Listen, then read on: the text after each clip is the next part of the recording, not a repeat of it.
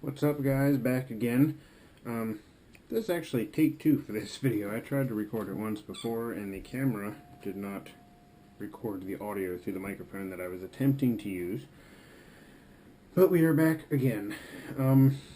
Originally I was going to just kind of do a case review on the cruzerlite case for the Pixel XL, but as you can see here in front of me, or hopefully you can see, I have a variety of cruzerlite cases for all of my cell phones, both my daily driver as well as ones that I no longer use every day. And I am a very big fan of their products. They're cheap, they're well made, and they protect your phones very well. I have seen all of these phones with these cases on them survive drops that they really should not have survived, and I'm not exaggerating that. I know a lot of people prefer to use their phones naked or without a case, especially nowadays. It seems to be kind of a more growing trend. In the early days, a lot of people like the big OtterBox style cases, and more I see people just using phones with no cases, and I have no issue with that. I would love to be able to do that. However, I do not work in an office or from home or anything like that. As you may know if you've watched any of my previous videos, I am a professional technician. I work in a shop, a lot of concrete, a lot of metal, a lot of, cars rolling around, concrete floors, metal automotive lifts all over the shop. A lot of opportunity for a phone to get messed up if it were dropped in any way, shape, or form. So I don't remember how I originally came across the cruzerlite cases, but I came across them, watched a couple drop test videos on YouTube. Kind of a chintzy way to pick a case, I suppose, but that was the whole reason I was buying the case, was to protect the phone a little bit. And I believe it was High on Android had a drop test for the Nexus 5 using the cruzerlite case. Dropped it from rather decent heights on asphalt, like above his head height, and it survived flawlessly numerous times over, and that's kind of what sold them to me. Like I said, they're all very well made. I've used all of them pretty much for the life of my phones, and I highly recommend them. This is my Galaxy S3. This is an old school cruzerlite case. Back in their early days, they used to do a lot of like custom one-off cases, small batch runs for different forums or designers or artists. They would have special runs, made from different artists and stuff. They were a little more expensive back in this day. I want to say this particular case, maybe, don't quote me on this, it's been a few years now, but I think I paid like $15 for this. They no longer, as far as I'm aware, still produce the custom, printed cases like this, but it's got the same durability and build quality as the rest of them. Button cutouts. As you can see, and this is probably part of the reason they don't do the printed cases anymore, is they don't hold up to extended use from a finish standpoint. Durability wise, it doesn't affect it at all, but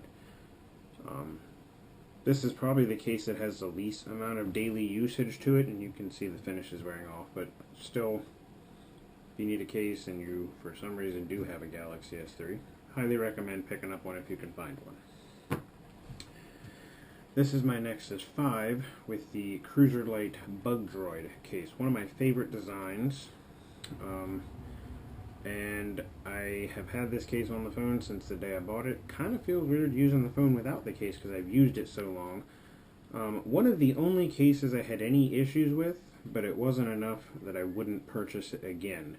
The button cutouts on this case were a little on the small side, probably because this is such a thin phone. I did have to take a small rotary Dremel and just kind of egg the holes out a little bit to make them more accessible.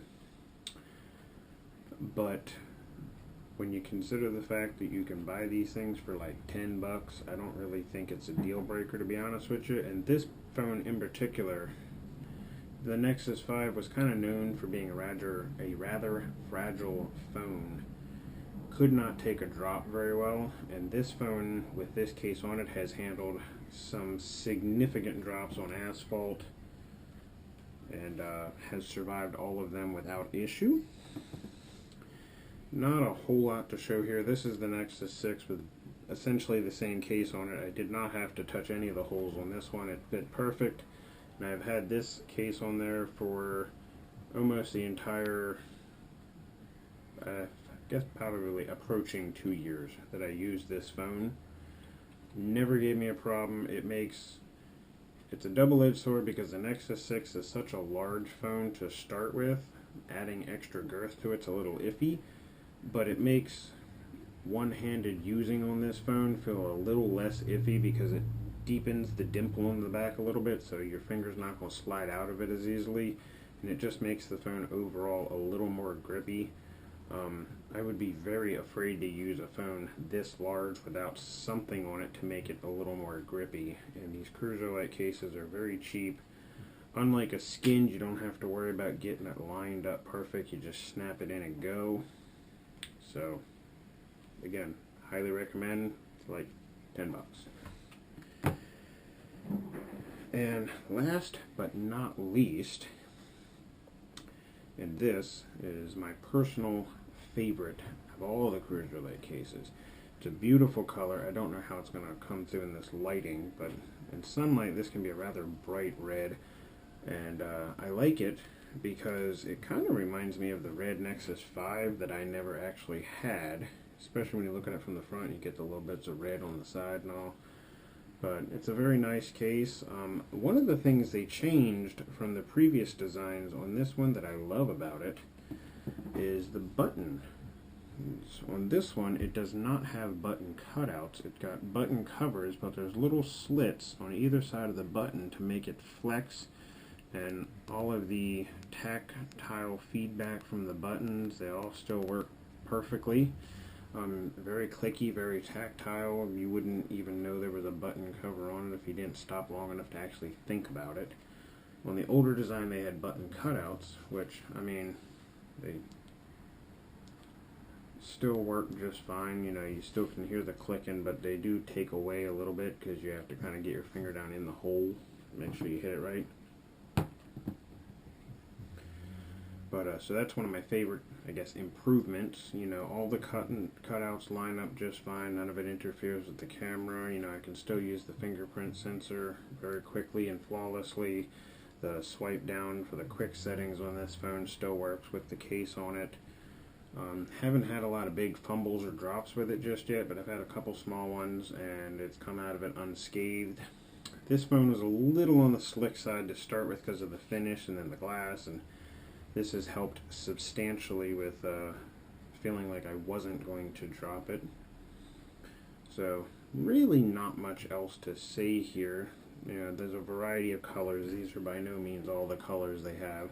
I have this exact same case downstairs in a green color. I forgot to bring it up for the video, but it's like a teal. So if red or black isn't your thing, I mean, you can get them in white and blue and green and all kinds of other colors.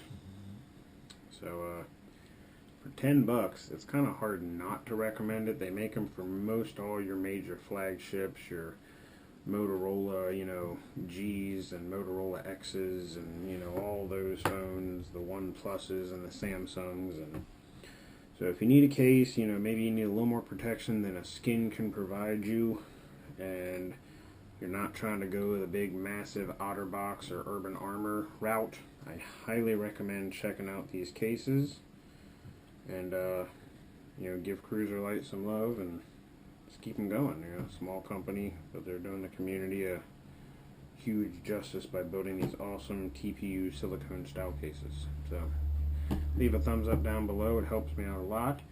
Leave a comment if you have any questions about the cases or whatever. I'll try to answer them, and hopefully I'll see y'all in the next one. Subscribe so you catch it.